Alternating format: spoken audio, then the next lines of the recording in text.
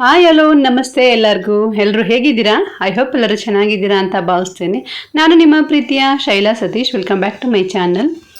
ಇವತ್ತು ಸ್ವಲ್ಪ ಸ್ನಾನ ಎಲ್ಲ ಮುಗಿಸಿ ಬೇಗನೆ ಪೂಜೆ ಎಲ್ಲ ಮುಗಿಸ್ಕೊಂಡ್ವಿ. ಯಾಕಂದರೆ ಇವತ್ತು ಬಂದು ನಮ್ಮ ಮಧು ಅಂದರೆ ನಮ್ಮ ಅದಕ್ಕೆ ಮಗ ಇದ್ದಾನಲ್ಲ, ಅವರ ಮಗಳದು ನಾಮಕರಣ ಶಾಸ್ತ್ರ ಇದೆ. ಸೊ ಅದನ್ನು ಮುಡುಕುತೆರೆ ದೇವಸ್ಥಾನದಲ್ಲಿ ಇಟ್ಕೊಂಡಿದ್ದಾರೆ. ಸೊ ಅದಕ್ಕೋಸ್ಕರ ಎಲ್ಲರೂ ಹೋಗ್ತಾ ಇದ್ವಿ. ಅದಕ್ಕೋಸ್ಕರ ಬೇಗ ಎದ್ದು ರೆಡಿ ಆದ್ವಿ. ಆ್ಯಕ್ಚುಲಿ ತೊಟ್ಲು ಶಾಸ್ತ್ರ ಎಲ್ಲ ಆಲ್ರೆಡಿ ಆಗಿತ್ತು. ಇದು ತೊಟ್ಲು ಶಾಸ್ತ್ರ ಆದಮೇಲೆ ನಾಮಕರಣ ಮಾಡಿದ್ದಾಯಿತು. ಯಾಕಂದರೆ ಅದಕ್ಕೆ ಈ ರೀತಿ ಹರಕೆ ಮಾಡ್ಕೊಂಡಿದ್ರಂತೆ. ಹೆಣ್ಮಗು ಆದರೆ ಮುಡುಕುತೆರೆಯಲ್ಲಿ ಮಾಡ್ತೀನಿ, ಹಾಗೆ ಗಂಡು ಮಗು ಆದರೆ ಮಹದೇಶ್ವರ ಬೆಟ್ಟದಲ್ಲಿ ನಾಮಕರಣವನ್ನು ಮಾಡ್ತೀನಿ ಅಂತ.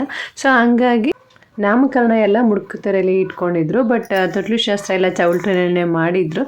ಅದರದ್ದು ಒಂದು ಲಾಗ್ ಕೂಡ ಶೇರ್ ಮಾಡಿದ್ದೀನಿ. ಯಾರೆಲ್ಲ ನೋಡಿಲ್ಲ ಒಂದ್ಸರಿ ಹೋಗಿ ನೋಡಿ.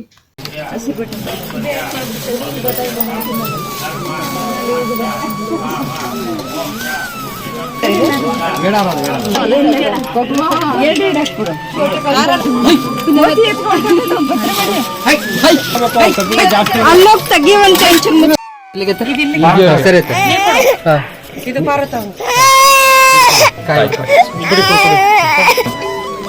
राजो नामदेस्य मधु नामदेस्य कन्याकुमारी नाम्न्यः चंदना नाम्न्यः कृषा नाम्न्यः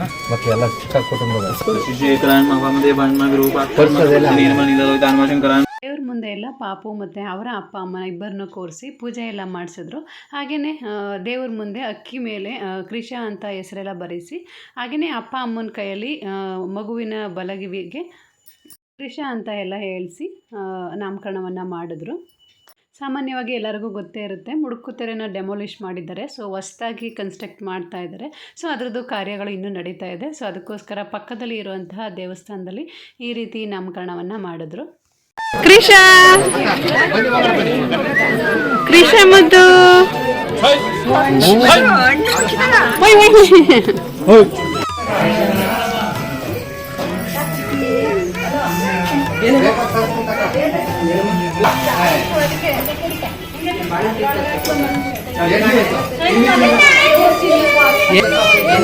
ಚೀಲ ತೆಗೆದಿರ್ಲಿಲ್ವಾ?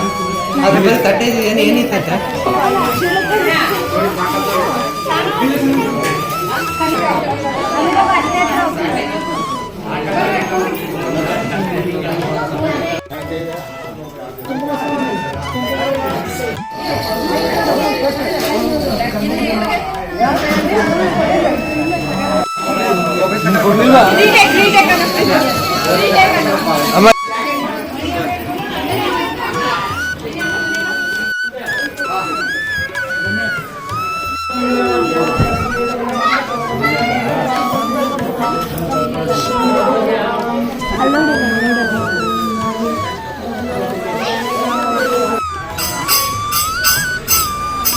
ಯೂಟ್ಯೂಬಿಗೆ ಹಾಕ್ಬೇಕ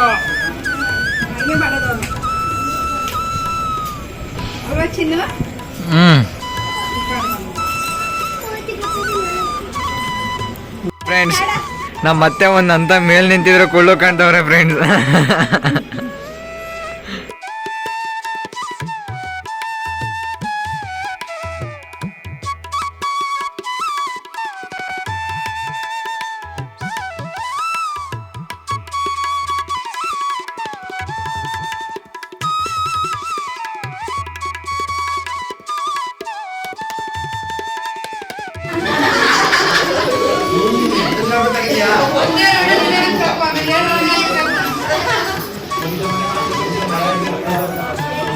ನಾಮಕರಣ ಅಂತೂ ತುಂಬಾ ಚೆನ್ನಾಗಾಯಿತು. ಅದಕ್ಕೇ ಹುಳಿಯನ್ನ, ಮೊಸರನ್ನ ಮತ್ತು ಸ್ವೀಟ್ ಎಲ್ಲ ಮಾಡ್ಕೊಂಡು ಬಂದಿದ್ರು. ಸೊ ಎಲ್ಲರಿಗೂ ಅಲ್ಲೇ ಮಧ್ಯಾಹ್ನ ಎಲ್ಲ ಅಲ್ಲೇ ಆಗಿತ್ತು.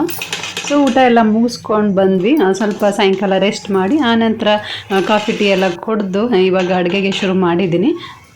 ಸೊ ಅಡುಗೆಗೆ ಇವತ್ತು ಸಿಂಪಲಾಗಿ ಬೆಂಡೆಕಾಯಿ ಸಾಂಬಾರು ಮಾಡಿಬಿಡೋಣ ಅಂತ ಹೇಳ್ಬಿಟ್ಟು ಬೆಂಡೆಕಾಯಿ ಹುರಿದ್ಬಿಟ್ಟು ಜಸ್ಟ್ ಸಿಂಪಲಾಗಿ ಒಗ್ಗರಣೆ ಎಲ್ಲ ಹಾಕಿ ಬೇಳೆ ಎಲ್ಲ ಕೂಗಿಸಿ ಇಟ್ಕೊಂಡಿದ್ದೆ ಅಲ್ವಾ, ಅದಕ್ಕೇ ಬೆಂಡೆಕಾಯಿ ಹಾಕಿದ್ದೆ ಅಷ್ಟೇ.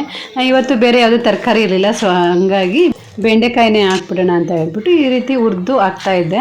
ಕೆಲವ್ರು ಅಂತಾರೆ ಬೆಂಡೆಕಾಯಿ ಹಾಕಿದ್ರೆ ಚೆನ್ನಾಗಾಗಲ್ಲ ಅಂತ, ಬಟ್ ಬೆಂಡೆಕಾಯಿ ರುಚಿ ಅಂತೂ ತುಂಬಾ ಚೆನ್ನಾಗಿರುತ್ತೆ. ಇದಂತೂ ಮುದ್ದೆಗೆ ತುಂಬ ಚೆನ್ನಾಗಿರುತ್ತೆ. ನಮ್ಮ ಮಾವನ ನೆನೆಸ್ಕೊತೀನಿ ಇದನ್ನು ಮಾಡಬೇಕಾದ್ರಂತೂ. ನಮ್ಮ ಮಾವನಿಗೆ ಈ ಥರ ಬೆಂಡೆಕಾಯಿನ ಸಾಂಬಾರು ಮಾಡಿ ಮುದ್ದೆ ಮಾಡಿದ್ರೆ ತುಂಬ ಇಷ್ಟ ಆಗ್ತಾಯಿತ್ತು. ಸೊ ಈ ಬೆಂಡೆಕಾಯಿನ ಸಾಂಬಾರು ಮಾಡಿದಾಗೆಲ್ಲ ಮಾವ ನೆನಪಾಗ್ತಾ ಇರ್ತಾರೆ. ಹಾಗೆ ನಮ್ಮ ನವೋದಯದಲ್ಲಿ ನಾನು ಆ್ಯಕ್ಚುಲಿ PUC ನವೋದಯದಲ್ಲೇ ಓದಿದ್ದು. ಸೊ ಅಲ್ಲೂ ಕೂಡ ಈ ರೀತಿ ಬೆಂಡೆಕಾಯಿ ಎಲ್ಲ ಹಾಕಿ ಮಾಡ್ತಾಯಿದ್ರು. ಆ ಒಂದು ಫ್ಲೇವರ್ ನನಗೆ ತುಂಬ ಇಷ್ಟ. ಒಂಥರ ಬೇಳೆ ಸಾಂಬಾರಲ್ಲಿ ಬೆಂಡೆಕಾಯಿ ಹಾಕಿದಾಗ ಒಂಥರ ಸ್ಪೆಷಲ್ ಟೇಸ್ಟ್ ಇರುತ್ತೆ. ಸೊ ಊಟ ಎಲ್ಲ ರೆಡಿ ಆಗಿತ್ತು. ಇವತ್ತೇನು ಮುದ್ದೆ ಮಾಡಲಿಕ್ಕೆ ಹೋಗಲಿಲ್ಲ, ಜಸ್ಟ್ ಅನ್ನ ಸಾಂಬಾರನ್ನೇ ಮಾಡಿಬಿಡೋಣ ಒಂದು ಹಪ್ಪಳ ಹಾಕಿ ಅಂತ ಹೇಳಿಬಿಟ್ಟು ಅನ್ನ ಮತ್ತು ಸಾಂಬಾರು ಮಾಡಿ ಜೊತೆಗೆ ಉಪ್ಪಿನಕಾಯಿ ಮತ್ತು ಹಪ್ಪಳ ಕೂಡ ಹಾಕ್ಕೊಟ್ಟಿದ್ದೆ. ಇದಾಗಿತ್ತು ಇವತ್ತಿನ ನನ್ನ ಲಾಗ್. ಐ ಹೋಪ್ ನಿಮಗೆಲ್ಲ ಈ ವಿಡಿಯೋ ಇಷ್ಟ ಆಗಿದೆ ಅಂತ ಭಾವಿಸ್ತೀನಿ. ಇಷ್ಟ ಆಗಿದ್ರೆ ಪ್ಲೀಸ್ ಲೈಕ್, ಶೇರ್, ಕಮೆಂಟ್ನ ಮಾಡಿ. ಹಾಗೆಯೇ ಯಾರೆಲ್ಲ ನನ್ನ ಚಾನಲ್ನ ಸಬ್ಸ್ಕ್ರೈಬ್ ಮಾಡ್ಕೊಳ್ಳದೆ ನೋಡ್ತಾ ಇದ್ದೀರಾ ಪ್ಲೀಸ್ ಸಬ್ಸ್ಕ್ರೈಬ್ ಮಾಡ್ಕೊಂಡು ನೋಡಿ. ಹಾಗೆಯೇ ಪಕ್ಕದಲ್ಲಿ ಇರುವಂತಹ ಬೆಲ್ ಬಟನ್ ಪ್ರೆಸ್ ಮಾಡಿ, ಸೊ ದಟ್ ಯಾವುದೇ ಒಂದು ವೀಡಿಯೋ ಹಾಕಿದ ತಕ್ಷಣವೇ ನಿಮಗೆ ನೋಟಿಫಿಕೇಷನ್ ಬರುತ್ತೆ. ಅದಕ್ಕೋಸ್ಕರ ತುಂಬ ಜನ ವೀಡಿಯೋಸ್ನ ನೋಡ್ತಾ ಇದ್ದಾರೆ, ಬಟ್ ಯಾರು ಕೂಡ ಲೈಕ್ ಮಾಡ್ತಾ ಇಲ್ಲ. ಪ್ಲೀಸ್ ಒಂದು ಲೈಕ್ ಮಾಡೋದನ್ನು ಮರಿಬೇಡಿ, ಯಾಕಂದರೆ ನೀವು ಲೈಕ್ ಮಾಡಿದಷ್ಟು ನನಗೆ ಮೋಟಿವೇಶನ್ಸ್ ಸಿಗುತ್ತೆ. ಹಾಗೆಯೇ ಇನ್ನೊಂದಷ್ಟು ವೀಡಿಯೋಸ್ಗಳು ಮಾಡಬೇಕು ಅಂತ ಕೂಡ ಅನ್ನಿಸ್ತಾ ಇರುತ್ತೆ. ಅದಕ್ಕೋಸ್ಕರ ಲೈಕ್ ಮಾಡಿ ಅಂತ ಕೇಳೋದಷ್ಟೇ. ಇಲ್ಲಿಗೆ ನನ್ನ ಒಂದು ಲಾಗ್ನ ಎಂಡ್ ಮಾಡ್ತಾ ಇದ್ದೀನಿ. See in the next vlog. Bye, take care, thank you for watching.